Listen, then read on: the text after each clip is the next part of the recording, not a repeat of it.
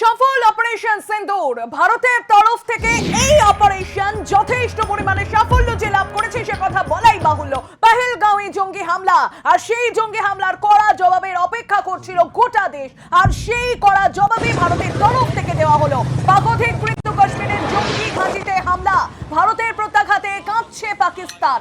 জঙ্গি হামলার জবাবে অপারেশন সিন্দুর, সিঁদুর মোছার জবাব অপারেশন সিন্দুরের মাধ্যমে। মধ্যরাতে পাক জঙ্গি ঘাঁটিতে আঘাত ভারতের, জঙ্গিদের 9টি ঘাঁটি গুড়িয়ে দিয়েছে ভারতীয় সশস্ত্র বাহিনী।